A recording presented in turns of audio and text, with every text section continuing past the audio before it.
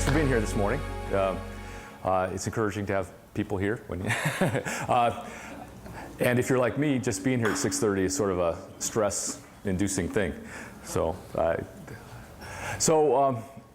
why talk about stress? And why me talk about stress, maybe more significantly? Well, I've had a lot of experience with stress. I'm talking out of experience, and I think I'm a kind of guy who is more susceptible to stress than the average person, maybe by temperament in some ways. And do you need me to change this or do something? No? Okay. But I've learned the hard way about stress and how it can creep up on you and really dominate your life. And I want to make sure. And what I had to do was I had to spend some time thinking about some basic principles about how to deal with stress and about my life, in order to overcome stress. So what I'd like to do this morning is share some of those with you in hopes that maybe some of them are helpful to you. And I'm going to talk in a way that I don't normally do at Intel. I have no charts, no graphs. I actually have a chart that goes with stress, but I'm not showing it this morning. No PowerPoint. And I'm going to speak, instead of about data, I'm going to speak about personal things, because I think how you deal with stress is at the core, it's very personal. It has to do with how you think about yourself and circumstances and the like. So that's what I'd like to do.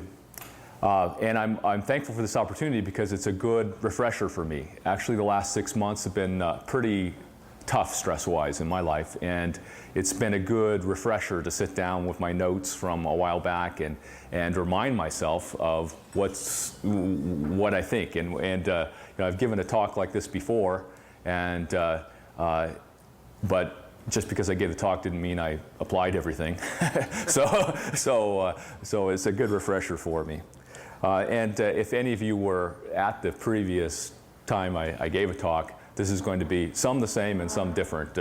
As I was going through, there were many things that I thought, that's still so relevant to me, I'm just going to say the same thing, and yet there are some other things that are new. So hopefully, either way, there'll be some things for you. So let me start out by describing kind of my crisis situation that led to me examining these things and speaking about this. Several years ago, I was named a fellow at Intel, which was kind of a big deal, and it was a little bit of a surprise to me. To be honest, I didn't really feel. I felt like I didn't deserve it, or I at least had questions about that, and that's important because it kind of flows into what I'm going to say in a few minutes. 6 months or a year after that, I started noticing some things about myself that I hadn't noticed before. I noticed that so I was starting to be more sensitive and more anxious about business conditions. Was Intel going to do okay? Was the world's economy going to be okay? I got real anxious about my own performance. Actually, I thought, am I measuring up as a fellow? Am I doing what I'm supposed to do? Am I fulfilling my job? Am I letting people down? I started getting really slow about decisions. There'd be things. You always have to make decisions all the time, and I get stuck. They're weighing things and just kind of be gridlocked in my brain and not really making good. Timely decisions were very difficult. I was really tired and just felt run down all the time. And I felt like I had enemies. I felt like people at work, some of them were trying to decide what I was trying to do and were trying to do the opposite. It felt like just to frustrate me. I'm sure that wasn't the case, so I had those kinds of things going on, and they just kept increasing, and I kept felt more tired and slower. And one day I had a business trip down to San Jose, stayed overnight, and I forgot to say, the most important thing was happening to me is I was starting to get this band of tension in my chest. Every morning and every day, I'd feel this knot right here. And it kept getting worse. And I went on this business trip down to San Jose, and it was overnight. I remember being in the hotel room and thinking, this has been going on for a long time, and it just keeps getting worse, and I don't feel good. And is there something wrong with me? And I started to think, well, gosh, chest, is that my heart? I don't know. I started getting some pretty worried feelings. I remember thinking, well, if I start to croak in this hotel room, what number should I dial, or what should I do? Yeah, very positive thoughts. So I came back the next morning, and same thing. And usually I'd work out, and that would relax me. And so on the way back from the airport, I went to the gym and started doing some aerobic machine. And after about 5 minutes, I just got off. I'm just too tired to do this. And I went home, and that night, I woke up in the middle of the night, and this tension in my chest was even worse. And I felt sweaty and hot and not very good. And I was talking to my wife, and said, well, maybe we should call a doctor. So we call a doctor, and they said, you should come to the hospital right now. So, and don't drive. Which was, very, which didn't help my stress level right there. And, of course, that sort of seems like symptoms of maybe a heart attack. So I go to the hospital, and they check me out, and they say, in an ambulance, no less, they check me out, and they say, we think you're okay, but obviously you're stirred up. You look at your blood pressure and your heart rate and all that, and my heart rate was like 130 or something like that, just lying on a bed. And they said, obviously, something's going on, and they gave me a tranquilizer and all, and kind of settled me down. Took the next day off of work, but went back to work, and every few days, something would happen where I'd get, my heart would start to race, and I'd feel this big chest tension, and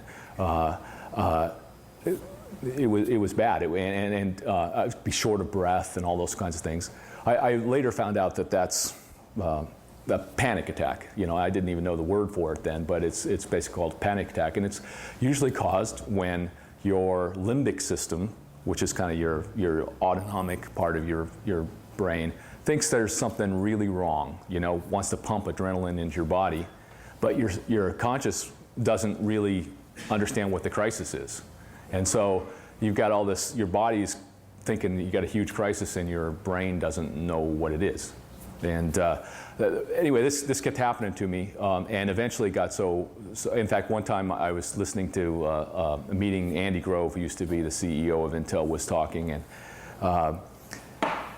I was sitting there in this meeting, and I started to kind of freak out, and I told my boss, I got to leave. And I went. I thought, where should I go? My heart was racing. I thought, I'll go to the security desk, because when I keel over, they'll know what to do. That's what. Now, this isn't very rational, of course, but this just shows you how letting yourself run down this slippery slope of stress to the point where you're that run down, and the point where you're that messed up that things aren't rational anymore.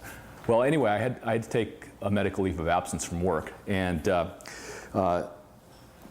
during that time, I went to doctors to make sure there was nothing wrong with me, because after they ruled out anything wrong with my heart, then I thought, well, I must have cancer. There must be a tumor right here.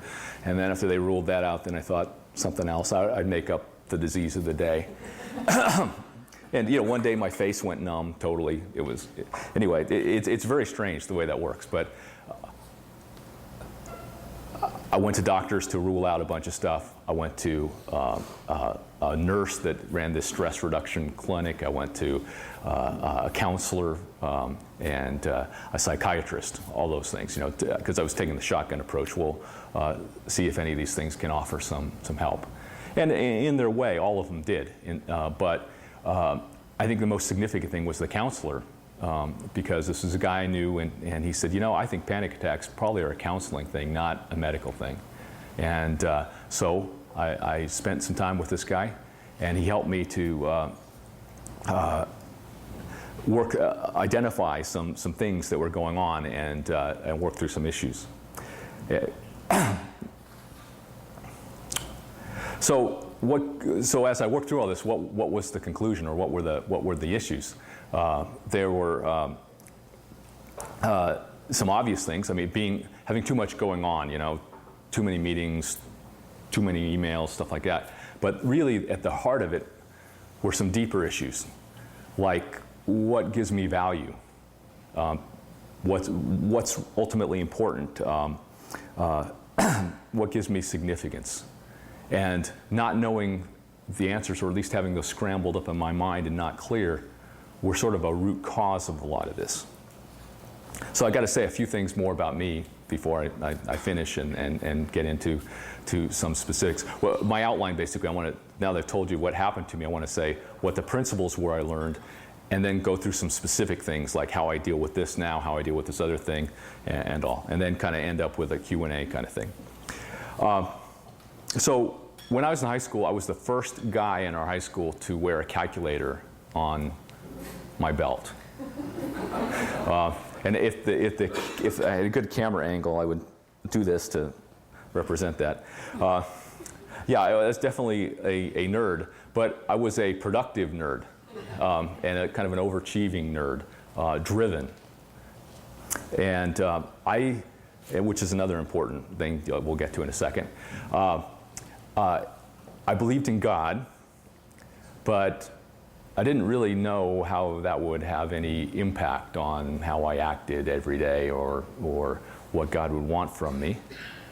I wanted to have a life of significance, something that mattered somehow, but I wasn't quite sure what that would mean. And I wanted to love people, but being a nerd, that's not generally thought of as the position of strength to start loving people. So that's kind of where I was at.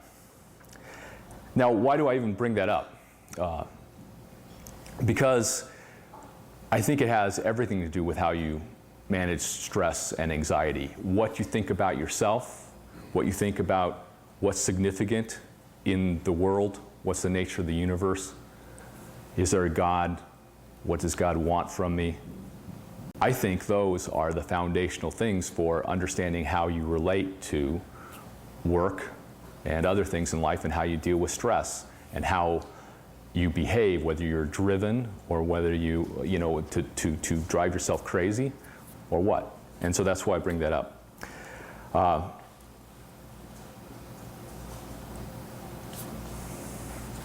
It helps me to understand where I prioritize things and where I draw the line on things. How far do I'll get into this in a second, but how far do I let work issues advance on me in a way? So during this 3-month period where I was off of work and had some time to think, too much time to think, I rethought some of these things that I thought about when I was a teenager. What's the nature of the universe, in God? And I read a lot of things, talked with people. I was reading the Bible, and 2 principles came to me over and over again that really became precious to me, and really helped me to understand, I think differently about myself. First one is that God is all powerful, and none of this stuff is happening to me that is out of control, out of His control. So when I'm having these panic attacks, I literally wasn't sure whether I'd ever be able to work again. I remember kind of on the floor in my bedroom, up against the wall, end of my rope, will I ever be able to work again?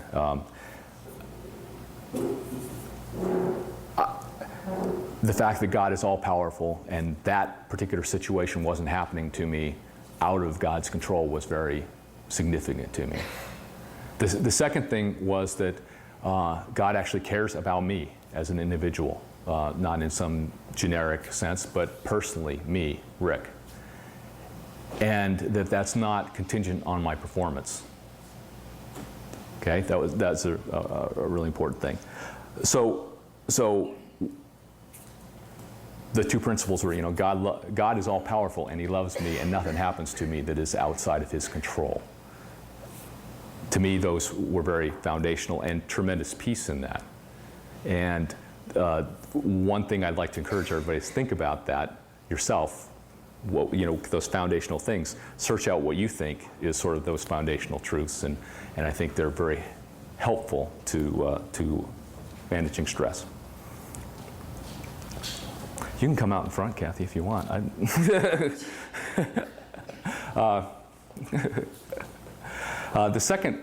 The next principle, and then I'll get to the specifics, was that another thing became clear to me as I was thinking and reading. God doesn't want us to be anxious. In fact, there's some passages that are very clear that say, don't be anxious. But being anxious is sort of a signal to say, talk to God about this. Pray, ask him to intervene. And then it says the result will be peace. And I found that extremely important. And so those are my principles. I think about it. If I'm anxious, I know what to do. So let's talk about some specific situations. First thing is, and these were sort of my notes to myself. I had a notebook, and I said, what do I do when I feel this way or that way? The first set of things that were specific things are when I have unrealistic expectations on myself. If you, I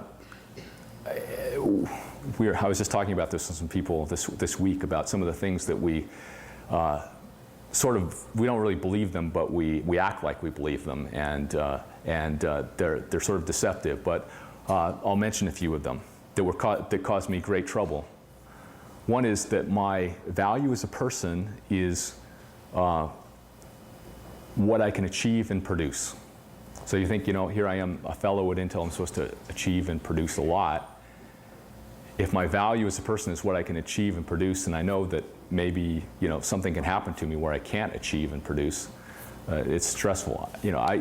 I really believe that our value, achieving and producing is great, and working hard is great, but our value is not the sum of what we can achieve and produce. The second thing is that sometimes I act like I believe is that I need to perform so that people will think I'm okay. So I need to do a really good job at work, not for the joy of doing a good job at work, or not out of wanting to do so, but because if I don't, if I don't exceed expectations, people will think lowly of me. That's crazy. I mean, one of the things I want to say is that I can't be driven by what people think. I am sometimes, but if you're driven by what you think people are going to think, that takes you in some strange and stressful places. A really damaging one to me is this idea that I need to match up with the composite image of my peers. What I mean by composite image of my peers, when I was named a fellow, there were these other fellows who were amazing, really amazing. And one guy could speak, there's a guy at Intel who's been on The Tonight Show as a guest, and I think, wow, what a great speaker. And there's another guy I specifically think of who is really, really good at asking questions that just probe right to the heart of the matter. And there's another guy who is incredibly deep on a subject. And there's another guy who's incredibly broad and understands all subjects. And I had this image in my mind that was the best feature of all those guys rolled into one and said, that's the standard that I need to match up to, the composite, which is crazy, but if you're thinking like that, then you think whatever I'm doing isn't good enough. And that was one of the things that was happening to me. I was thinking, I'm not doing good enough. I need to be matching up with the composite of my peers. Another strange and false thought. I need to solve all of Intel's problems.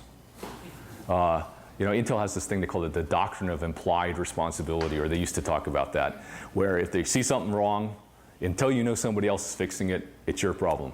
You just don't assume somebody else is fixing it.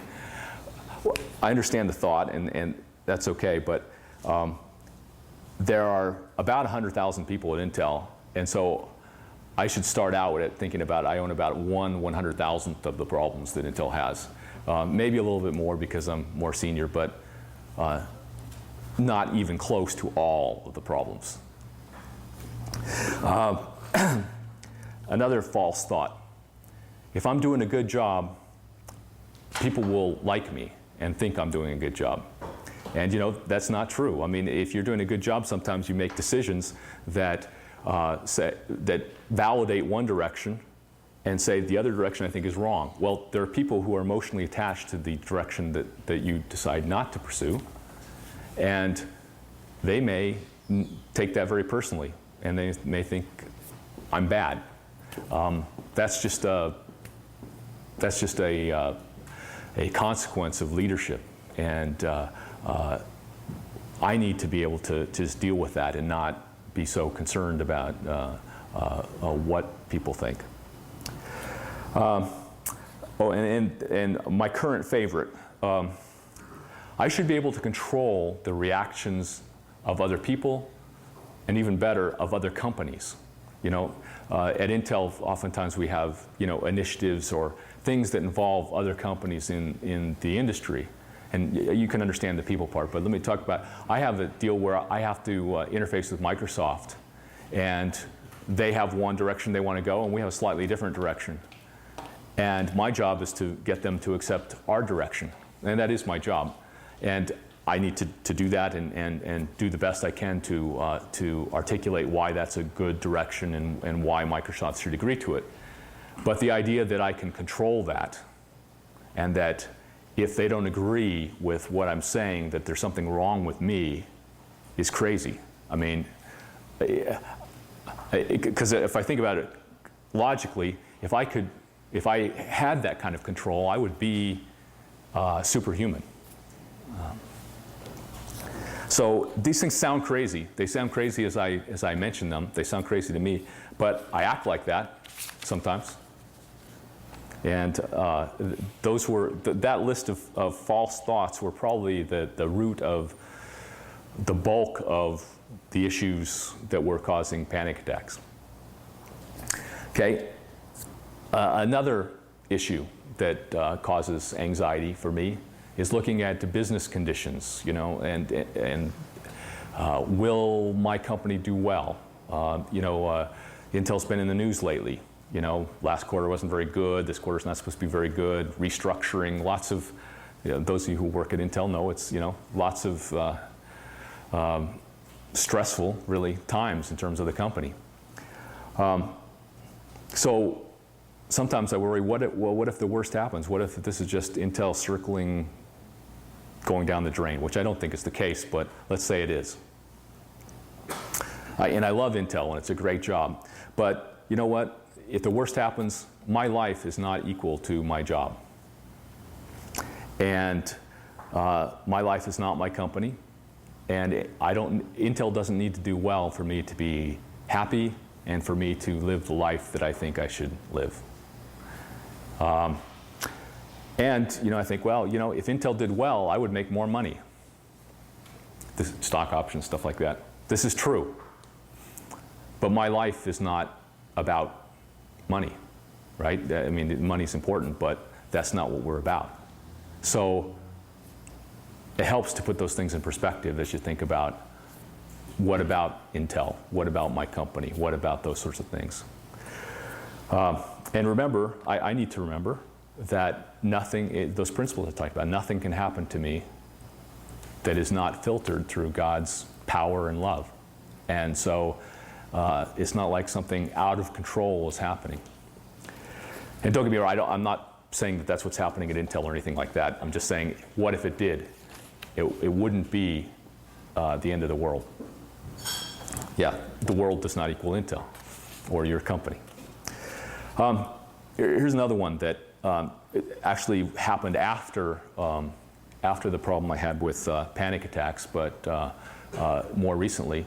What if, as a leader, I'm setting the wrong direction?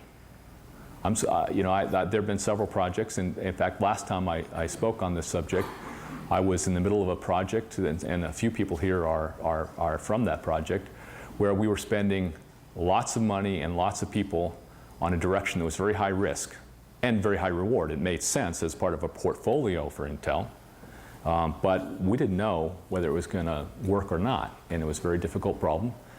And there are huge ups and downs in this, and those of you who were part of it can remember that. Some days things would go well and we'd be happy, and some days we'd have data that says this isn't going to work. And then we'd put our heads together and we'd figure out a way to get through that problem, and then there'd be another one. In the meantime, I'm thinking, I just asked the top management of the company for lots of money and lots of people to go pursue this direction. And I told them it was high risk when we got it, but in here, I don't even know this is going to work. And that was causing anxiety for several reasons. And it was just recently that I kind of figured out some of the reasons were, I was worried about what people would think. You know, what if this fails? And then I walk down the hall and there's the guy that spent, you know, this much money and this much time pursuing that thing that obviously wasn't going to work. You know, what kind of guy is that? You know, again, it goes back to the thing. It was a smart thing to pursue. It was a portfolio of things. You know, if there were 10 things like that, some of them would pay off, some of them wouldn't. But I need to just worry about whether it makes sense and not what people think. That was one thing I was concerned about. And the other thing I was thinking about, what about bad consequences? You know, what happens to the people that are involved in this project? What happens to me? Well, ultimately, it didn't work. And we had to end it. And fortunately, you know, everybody got a reasonable job and a new assignment and all. But it was one of these things that was hugely emotional. And what really helped me was, again, reading. I came across a poem or psalm in the Bible. It said, when I said, my foot is slipping, your love, O Lord, supported me. When I said, anxiety is great within me, your consolation brought joy to my soul. And I like it because I imagine on a rock wall climbing, and then my foot, the rock that my foot's on, falls away, and I am slipping. And what I like about that is, you know, your consolation brought joy to my soul. Well, why? Because it's perspective. You know, my life is not equal to that particular project. My life is not equal to what people think of my leadership. And it's true, that was a great comfort to me. So that's a fear about setting wrong direction, and I've learned that, okay, I need to upfront decide whether it's the right direction. If it is, knowing there's risk, we evaluate it up front, not at the end, because up front you can't know what the end's going to be. So I'm going to skip over a few of my other favorites, but you can talk to me, ask me questions about them in the Q&A or later sometime. I don't have time to talk about enemies or perceived enemies, big meetings that scare you, scare me, performance reviews, and things like that. But I do want to talk about another kind of stress and anxiety causing thing that are less about deep things and more about being overwhelmed, you know, a bazillion email messages, meetings all day long, things like that. And for me personally, the feeling, I don't know if any of you have this feeling where you like what you're doing, but you wish you could turn down the amplitude a little bit, you know? It's like, I like my job, but I'd like to turn it, instead of 125%, I'd like to turn it down to 100, so I get a little back. I actually, when I was preparing for this, I thought of an acrostic for what I personally need to do, and maybe these things will help you. I call it BeamE. Boundaries, exercise, attitude, and margin, for me personally. Boundaries. You know, but what I mean by boundaries is, you know, I think of Intel as a wonderful job, but I also think of, and I think if you think of your life as a garden, I think of Intel as an invasive plant that sends out runners and shoots, you know, like periwinkle, or blackberries or something like that. You know, it's nice and it's good in its place, but the point is, you have to decide it's going to creep and take over everything if you let it. Okay, that's just the nature of it. It's not bad, but you need to decide where the boundaries are. And for me personally, that's thinking in advance, think how much stress, how much time, how much energy can I personally devote to work in the overall scheme of things, and then holding to that.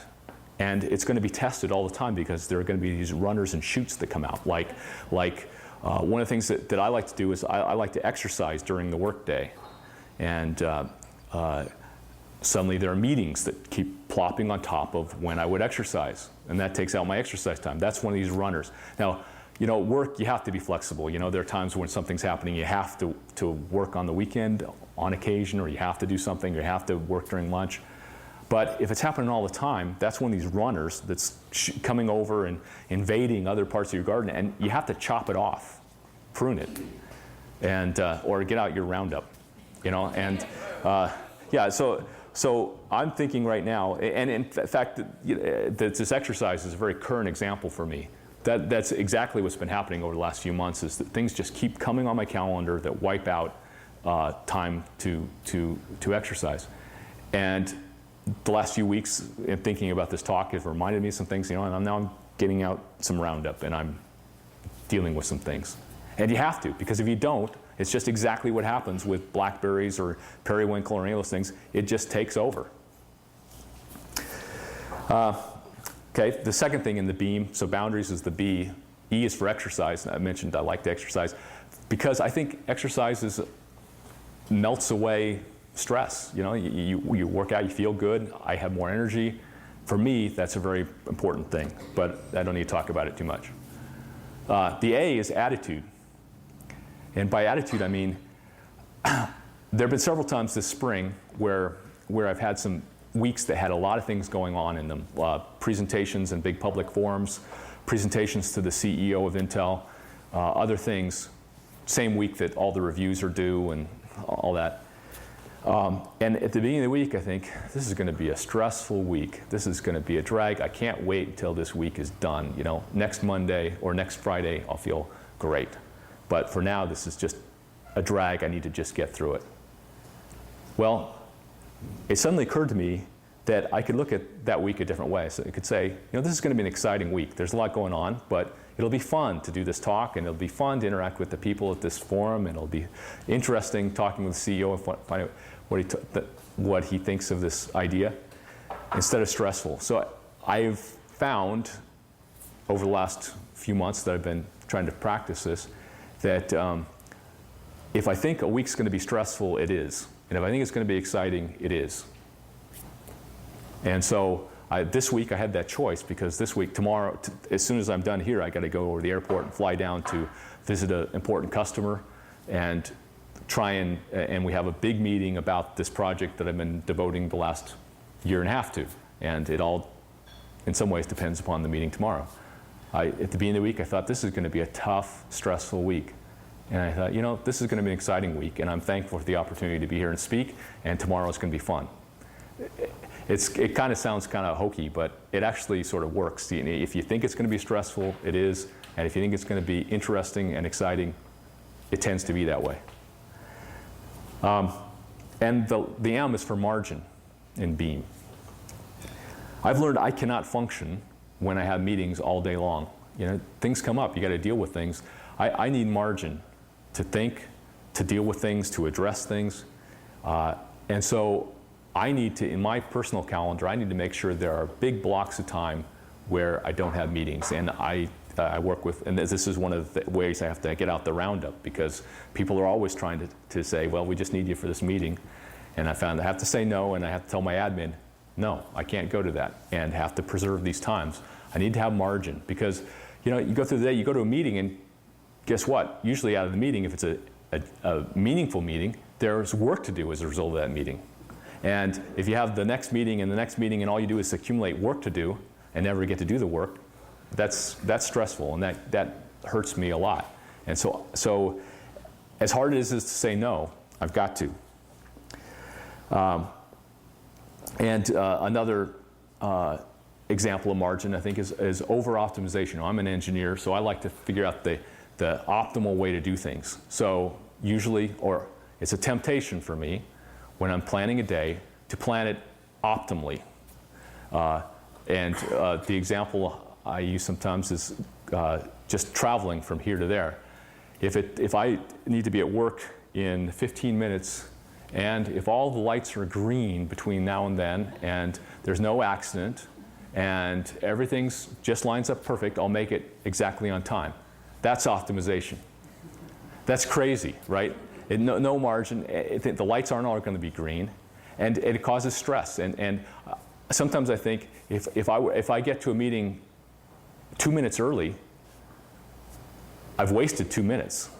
You know, that time should have been productive. I should have not left to go to that meeting for another 2 minutes and that's just crazy thinking, you know. But that's the kind of thing I do. Over optimization, over packing schedules, over packing. So with that, I'm going to summarize. But let me say that what I wanted to leave with you guys is the principles. The first two principles, you know, about that I believe are true for me, and I encourage you to think about yourself what you think, is that God loves me and nothing can happen to me that's outside of his control. And that gives perspective. That means I don't have to be living my life like I've got to perform for everybody, like I have to overachieve, like I can't take any risks and have fear of failure. That gives me the perspective where I can deal with these false kinds of thinking, you know, about I need to solve all the problems, all that kind of stuff.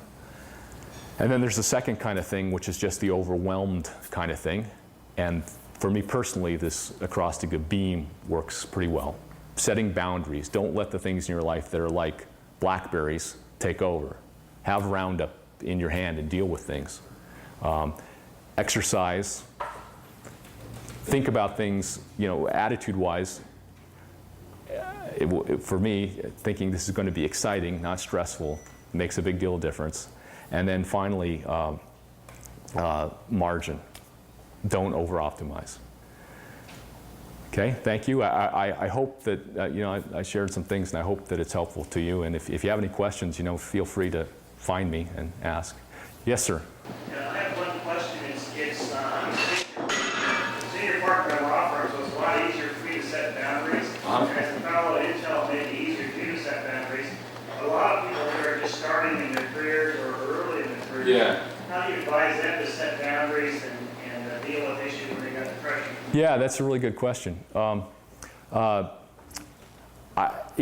had this, the whole group that I'm in is under a lot of pressure to get things done, and I have this conversation with people who work for me, and that is, you need to, even though there's a lot of pressure, and even though you may be younger in a career and trying to move up and all that, I still think you need to set the boundaries and live with the consequences. And you know what, the boundary might mean that you don't get promoted this year. It may mean next year, because I believe that over time you generally get better at a job and are able to do it. So don't reach, because if you get promoted, if you put in this special burst and say, you know, I'm going to ignore boundaries this year to get that promotion, well, guess what? You're going to have to ignore the boundaries next year to continue to perform at the level that got you the promotion.